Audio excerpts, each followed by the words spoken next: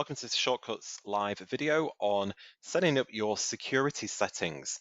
So we come to Menu and we come down to General Settings.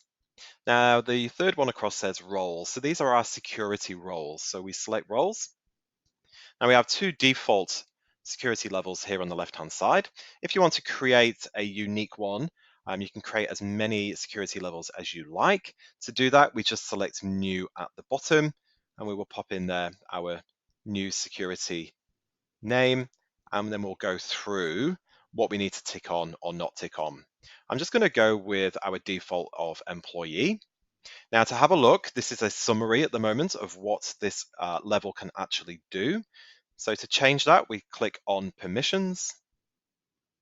That then opens up, we click on appointment book, and we just go through just checking the slider for what you want this particular employee to be able to do. Now we just keep moving down, creating tasks and tags.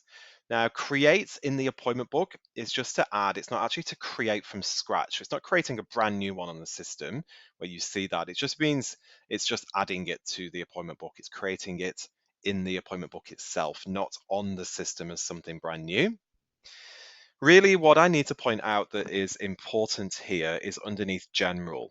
So in General, we do need to be able to access the site. That's fine. Can this person configure data privacy, if that applies to you or not? And then the two really important ones to understand are the next two. So at the moment, this employee will be able to do whatever you allow them to be able to do by changing the sliders in any of these categories during their rostered hours. Now, there are two types of action, or should I say, there are two permissions that you can give. And one is to view something and one is to action something. So just because you allow them to see the appointment book doesn't mean that you're going to allow them to actually make an appointment. So there's two separate things there. Now, if you do allow them to be able to view the appointment book and do an action as well, which is to make an appointment or move an appointment, for example, then can they do that both inside and outside of their rostered hours? So the first one I've just slid over there to yes, is that they can view and action within their rostered hours, but once they're at home and away from the salon outside of rostered hours, they can then only view. So they won't be able to actually action anything. Or we can click the second one, which now means that they can do everything both during their rostered hours and outside of their rostered hours. All right, so just be aware of these two sort of permissions when you're going through checking on whatever you need them to be able to do. Other than that, we can just come down. And if we click on reports, there's a few things in here for reports, but some of them are related to the salon as a whole, and some of them are related to them personally. All right, so just have a little look through at what you want to be able to sort of give to that particular employee, and then we select on done. And then that just gives you the summary of, again, of what you've given that employee.